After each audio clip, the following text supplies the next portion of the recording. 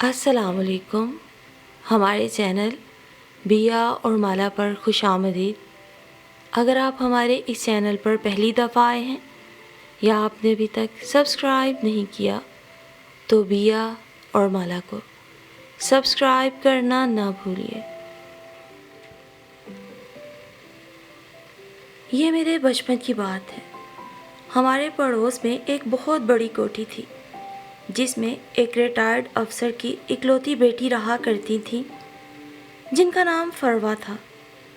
ہم انہیں فروا باجی کہا کرتے تھے. دراصل وہ بیوہ تھی اور ایک بیٹی کی ماں تھی جس کا نام ماہرخ تھا. فروا باجی یوں بھی بچوں سے بہت پیار کرتی تھی. تبھی ہر روز شام ہم فروا باجی کی بیٹی ماہرخ سے کھیلنے جایا کرتے تھے.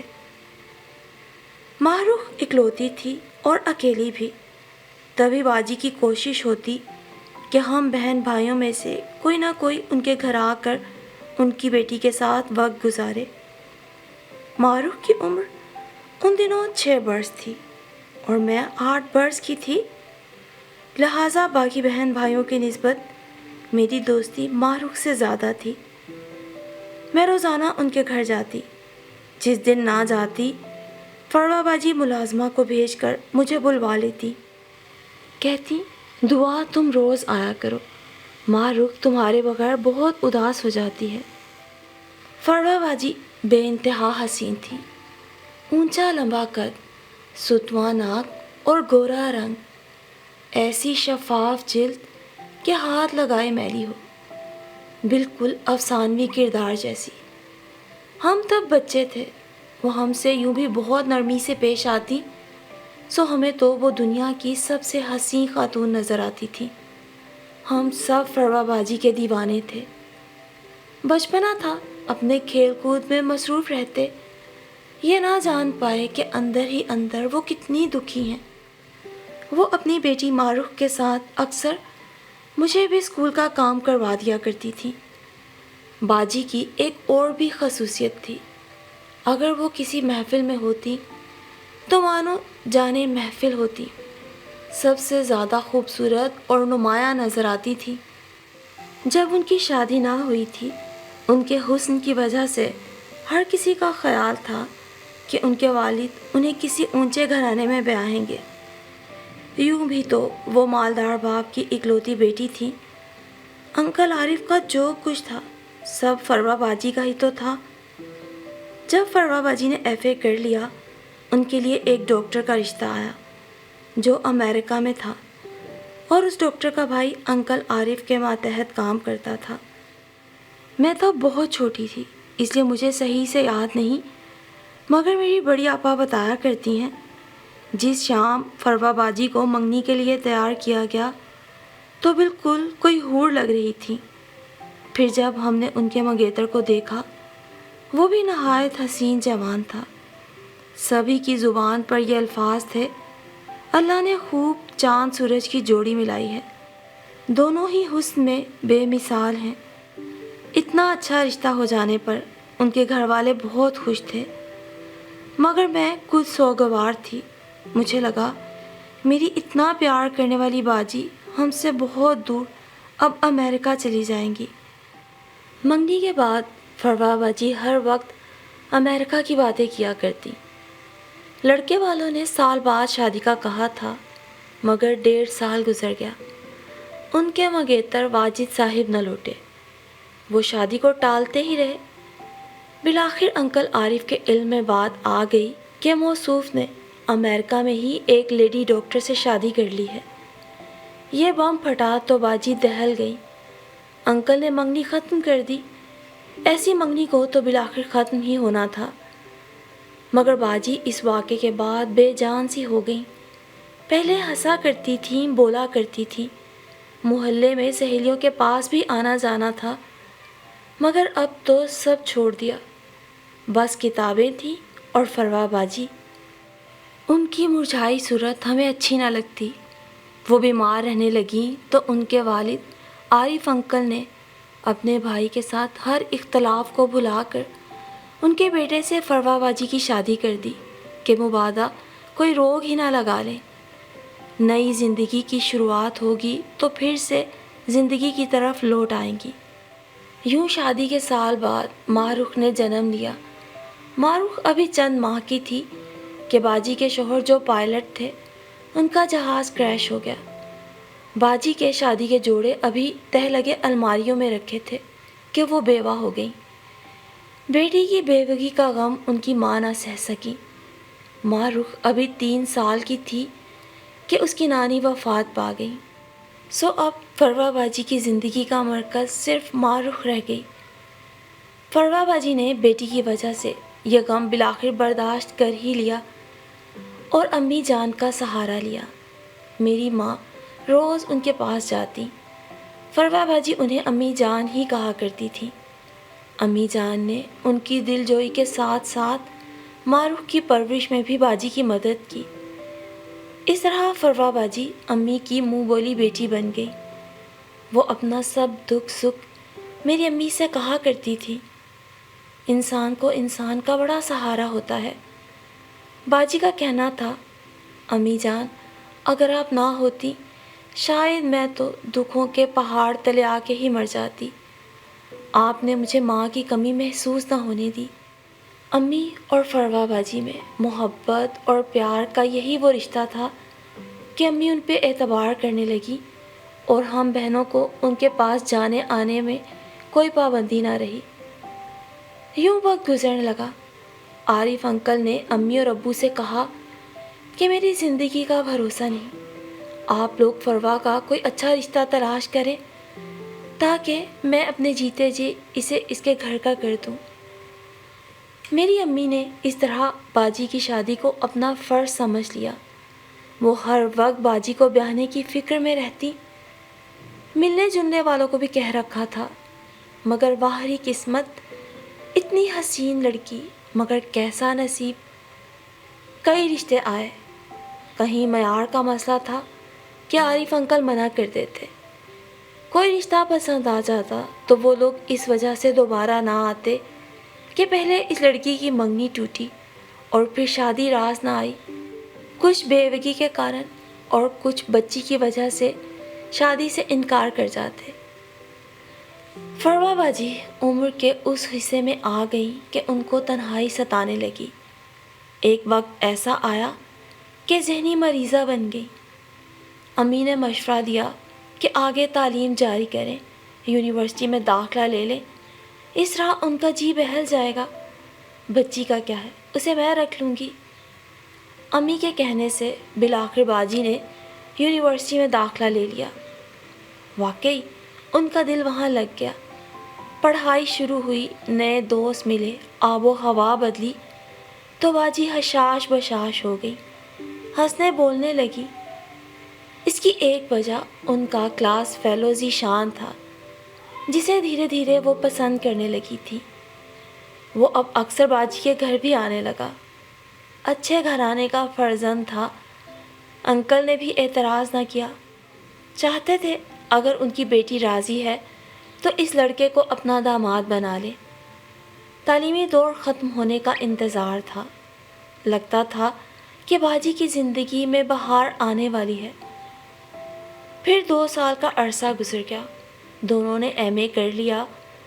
انکل عارف نے ذیشان سے کہا کہ بیٹا کسی دن اپنے گھر والوں کو بھی تو ہمارے گھر لاؤ۔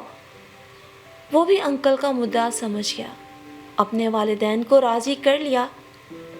اس کی والدہ اور بہن فروا باجی کو دیکھنے آئیں۔ ان کے حسن کی تاب سے آنکھیں خیرہ ہو گئیں۔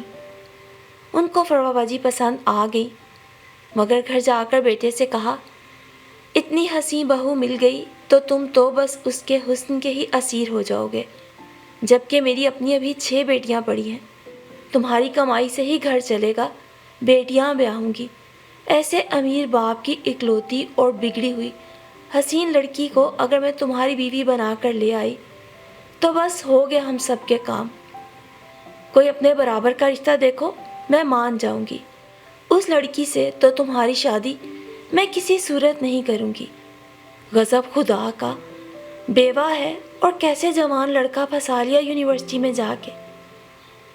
ماں کی ایسی باتوں سے ذیشان بھائی کا دل ٹوٹ گیا۔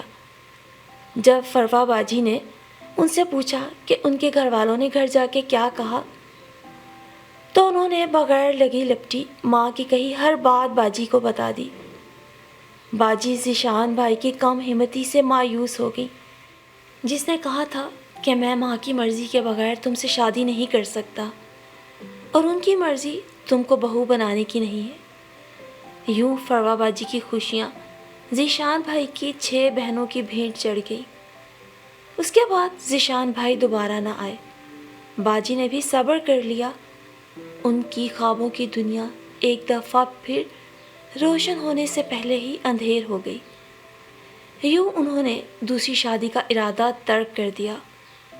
کچھ عرصے بعد ان کو ایک اچھی کمپنی میں ملازمت مل گئی تو گویا زندگی کو ایک نیا موڑ مل گیا۔ یوں ہی وقت گزرنے لگا۔ میں نے گریجویشن کیا تو معروف نے بھی ایف اے کر لیا۔ ایف اے کرنے کے بعد اس کا ایک اچھا رشتہ آیا۔ باجی نے اس کی شادی کر دی۔ کچھ عرصے بعد پتہ چلا کہ باجی کا نکاح ایک انجینئر سے ہو گیا ہے جو ان کے ساتھ ہی آفس میں کام کرتا تھا۔ ہم سب نے بھی سکھ کا سانس لیا کہ چلو دیر سے ہی صحیح باجی کو بالآخر منزل مل ہی گئی۔ ان دنوں انکل عارف بھی بہت بیمار تھے اور بیٹی کی فکر میں گھل رہے تھے۔ بیٹی کا گھر بسنے پر جیسے انہیں بھی نئی زندگی مل گئی اور پھر سے جی اٹھے۔ یہ رشتہ بھی انہوں نے خود ہی کیا تھا۔ ابھی رخصتی نہ ہوئی تھی کہ ایک حادثے میں اس انجینئر کا انتقال ہو گیا۔ اس واقعے سے تو جیسے باجی پر بدقسمتی کی مہر لگ گئی۔ محلے والے کھلے عام ان کو منحوس کہنے لگے۔ عارف انکل پلنگ سے لگ گئے۔ وہ کہتے تھے لوگوں کی 6 8 لڑکیاں بیاہی جاتی ہیں اور میری ایک کی قسمت پر ہی مہر لگی ہوئی ہے۔ خدا جانے میرا کون سا قصور ہے کہ میری بیٹی کا نصیب بند ہے۔ انہی دنوں انکل بیماری، بڑھاپے اور دکھوں کی تاب نہ لاتے ہوئے وفات پا گئے۔ باجی اب اس بڑی سی کوٹھی میں تنہا رہ گئی۔ معروف جو پہلے کبھی کبھار آ جایا کرتی تھی وہ بھی شوہر کے ہمراہ بیرون ملک چلی گئی۔ باجی کا اگر کوئی تھا تو اب تک میری ماں ہی تھی جن کے کندھے کا سہارا لے کر ان کو سکون مل جاتا تھا۔ وہ اب سکون میں تھی۔ لگتا تھا ان کو اپنی تنہائی سے پیار ہو گیا ہے۔ شادی کی عمر بھی گزر چکی تھی۔ فروا باجی کے پاس باپ کی چھوڑی ہوئی دولت اور اللہ کا دیا سب کچھ تھا۔ انہوں نے ملازمت چھوڑ دی اور رفاہ عامہ کے کام کرنے لگی۔ اسی دوران ان کی ملاقات ایک ڈاکٹر سے ہوئی۔ انہوں نے فروا باجی کو مشورہ دیا کہ وہ ان کے ہسپتال آ جایا کریں۔ اس رحم دل ڈاکٹر نے ان کی یہ ڈیوٹی لگا دی کہ وہ مایوس مریضوں سے بات چیت کر کے ان کے دل سے بیماری کا، ہسپتال کا اور موت کا خوف دور کیا کریں۔ یہ ایسے مریض تھے جو طویل عرصے سے اپنی بیماریوں سے لڑ رہے تھے۔ یوں ان دکھی لوگوں سے باتیں کر کے خود فروا باجی کو بھی بہت سکون ملنے لگا۔ وہ ان کے چھوٹے چھوٹے کام خود کر دیا کرتی تھی جو موت کے انتظار میں جی رہے تھے۔ انہی دنوں میری بھی شادی ہو گئی اور میں بیاہ کر سویڈن آ گئی۔ میرے میاں کے ساتھ ان کے ایک دوست اکثر آیا کرتے تھے۔ ایک دن ان کے والد نے میرے پاس فروا باجی کی تصویر دیکھی تو ان کے بارے میں پوچھنے لگے، بتائیے کچھ ان کے بارے میں، یہ کہاں ہوتی ہیں آج کل؟ میں نے بتایا کہ ہماری امی کی منہ بولی بیٹی ہیں اور ہمارے پڑوس میں ہی رہتی ہیں۔ تب انہوں نے بتایا کہ یہ ان کی کلاس فیلو ہیں اور وہ فروا باجی سے دوبارہ رابطہ کرنا چاہتے ہیں۔ یہ وہی ذیشان صاحب تھے جو کبھی باجی کے ساتھ یونیورسٹی میں پڑھتے تھے اور ان سے شادی کے خواہش مند بھی تھے، لیکن چونکہ ان کی والدہ اس رشتے پر تیار نہ تھی، ان کے دل میں اب تک فروا باجی ہی بسی ہوئی تھی۔ حالانکہ اب 50 برس کے تھے اور اپنے بیٹے کے ساتھ سویڈن میں مقیم تھے۔ بیوی وفات پا چکی تھی۔ ایک بیٹا اور ایک بیٹی تھے۔ بیٹی شادی شدہ اور پاکستان میں ہی رہتی تھی جبکہ بیٹا ان کے ساتھ سویڈن میں تھا۔ دونوں نے مل کر یہاں اپنا بزنس جما لیا تھا۔ ان کو بیٹے کی شادی کے لیے لڑکی کی تلاش تھی۔ مگر اپنی کھوئی ہوئی محبت کا سراغ میرے ذریعے مل گیا۔ میں نے فروا باجی سے رابطہ کیا۔ مجھے ان سے بات کر کے احساس ہوا کہ ان کے دل میں بھی اب تک ذیشان کی محبت کا دیا جلتا ہے۔ بڑی دلچسپی اور کریت کریت کر ان کے بارے میں باتیں کرتی رہی اور سوالات کیے۔ کچھ عرصے بعد جب ہم پاکستان آئے، وہ بھی اپنے بیٹے کے ہمراہ ہمارے ساتھ آ گئے۔ میں نے اور میرے شوہر نے ان کو دعوت پہ مدعو کیا، فروا باجی کو بھی بلا لیا۔ اس طرح دو بچھڑے ہوئے دلوں کو ہم نے ملا دیا۔ ذیشان کے بیٹے سے البتہ میری چھوٹی بہن کا رشتہ طے ہو گیا، جبکہ فروا باجی کو ہم ذیشان کی دلہن بنا کر لے آئے۔ آج بھی قدرت کی اس کاریگری پر میں حیران ہوں کہ بیوقی کے بعد فروا باجی کے رشتے بن بن کے بگڑتے رہے اور ان کو جیون ساتھی نہ ملا۔ بالآخر جب ملا تو وہی ملا کہ جس کا ان کے دل میں ارمان تھا، وہ شخص جو سچا جیون ساتھی تھا، وہی مل گیا۔ دونوں اگرچہ بڑھاپے کی دہلیز پہ قدم رکھ چکے تھے، مگر محبت شاید کبھی بوڑھی نہیں ہوتی۔ فروا باجی اکثر کہا کرتی کہ اگر ذیشان کے علاوہ کسی بھی اور شخص کا رشتہ ہوتا تو یقیناً اس عمر میں کبھی دوبارہ شادی نہ کرتی، مگر دیکھو تو اللہ کا کرنا، ذیشان کے ساتھ تو جیسے اس نے میرا نصیب لکھ کے بھیجا تھا۔ ملا بھی تو دیکھو کب، کس عمر میں آ کے، پر چلو بالآخر سچا جیون ساتھی مل ہی گیا۔